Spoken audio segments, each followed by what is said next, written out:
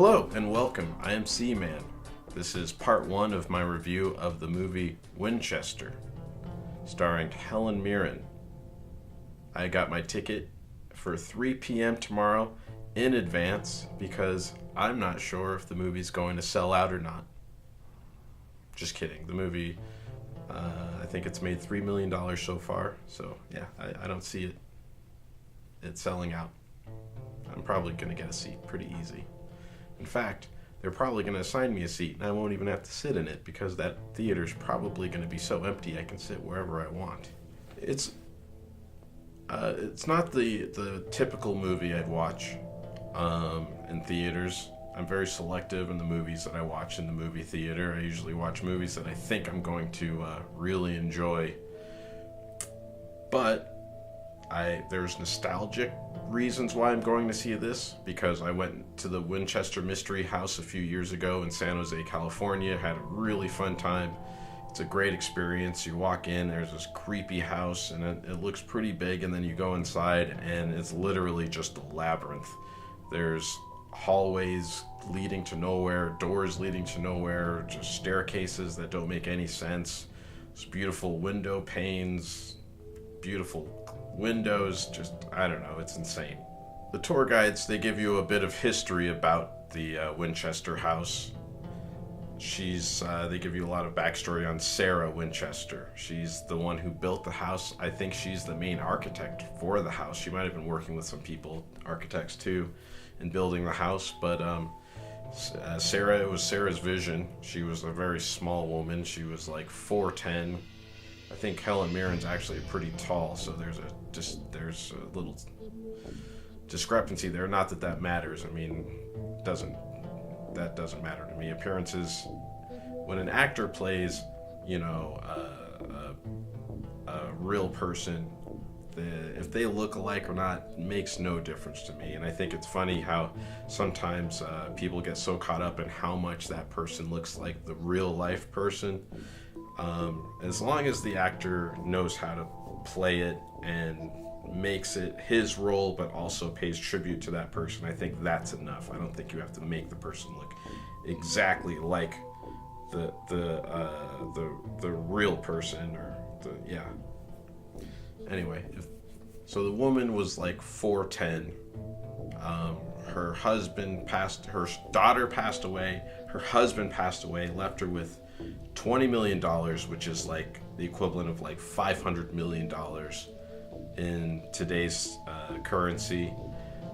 She was making $1,000 a day, which is like $25,000 a day. If she was making, that's the equivalent of $25,000 a day, which is a ridiculous amount of money. She had the means to build this house, and that she did. She was dead set. She didn't stop building this house for like 30 years until the day she died. They were still constructing this house, which in itself is insane. And the house is really advanced, and that's another creepy part about it. It's got it generated its own electricity. It had its own like sewer system.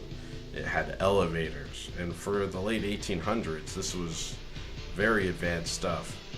Now the tour guides, they try to kind of scare you during the tour. I wish there was just, they just talk about ghost stories, and they talk about the number 13, 11, and 7 is prevalent all over the property, which is significant, but I don't think it has any spiritual meaning behind it. But that's kind of the folklore, that's the legend, that's what sells tickets. They said that she would have these seances at 2 a.m. every single night. She didn't miss a beat. It's legend though. I don't think there's anybody who said that actually happened though. So this could have been folklore created by the tour guides throughout the years. The stories just keep getting more and more embellished.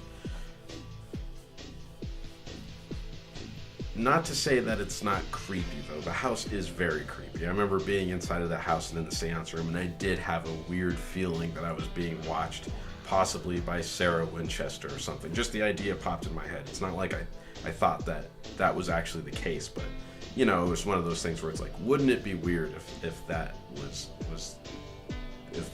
just the thought was weird. It weirded me out. Um, the mind plays weird tricks on you, especially when you're in a house like that.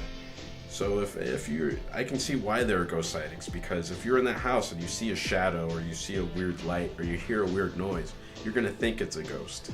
You're gonna jump to that conclusion that it's a ghost, and then the more you think about the event, the more an actual ghost is gonna manifest itself in your mind. So if I were in that house in the middle of the night, I'd be freaked out. I'd see 100 ghosts.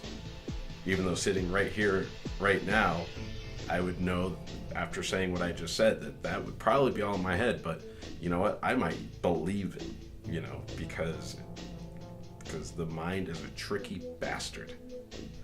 It plays tricks on you, I swear. My own mind does all the time. I hope it does yours because, I hope it does yours because that means I have problems that are only my problems. Also, big houses scare me. Just these big spaces that are uninhabited kind of freak me out.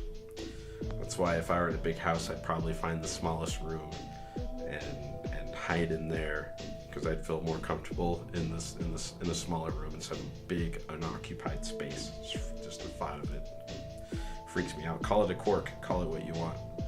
I don't know if it's not necessarily a phobia, but it weirds me out. I did see the trailer. I think I've said already, I don't like watching trailers. I feel like you go into the movie with certain ideas of what the movie is going to be, and when the movie isn't what you expected it to be, if it's not better than what you expected it to be, then you're going to always be disappointed, because one, it's what you expected it to be, so you're not surprised or anything. It is what you thought it was, and that's the movie. Or it's worse than what you expected, and in your mind it's a terrible movie when maybe it wasn't all that bad. It's just that you were expecting too much out of the movie. But this trailer was really, I was not impressed. I was a little excited to see that they made a movie about Winchester, and I didn't hear anything about them making this movie. I literally saw the trailer a few weeks ago. But the movie trailer had 3 or 4 jump scares in there. That's too many jump scares. I'm sorry, that's way too many jump scares. Like, 3 or 4 jump scares in the actual entire film is too many jump scares. I hope every single jump scare in that movie Winchester was in that trailer. Because otherwise, let's see, that's 3 or 4 jump scares every 3 minutes, so it's like over 100 jump scares or something. It's ridiculous. Jump scares are cliche. I feel like they cheapen the movie. It's a cheap trick. I usually don't get scared from a jump scare, but if a jump scare does happen to get me, which is a rare occurrence, I'm more angry than I am scared. I'm more like, really, dude? Really? You're gonna try to scare your audience into thinking that this is a good movie?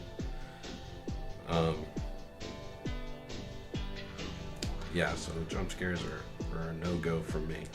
Cheap tricks. What really scares me, though, is if I think a jump scare is going to happen and it never happens, because after that, I am on the edge of my seat for the rest of the film, because now I know I'm being really toyed with. So that's a good thing. If I'm anticipating a jump scare and it doesn't happen, that is pretty cool. The film is directed by 2 German directors that are twins. That's pretty creepy, right?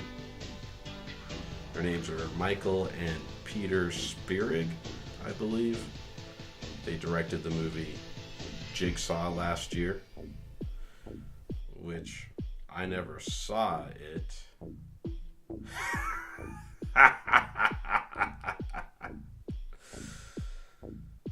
Oh man, that was a pretty bad joke, but I had to throw it in there. I just wrote it down and didn't even think that it was wasn't even thinking about the pun, so I had to throw that in there.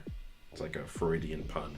Now, the legend of Sarah Winchester. I want to say legend because none of this is proven, but she saw some fortune teller on the East Coast, probably Connecticut, where she's originally from, and he told her, because she inherited the repeating Winchester rifle company, and he told her that, I believe he told her, the story goes that every ghost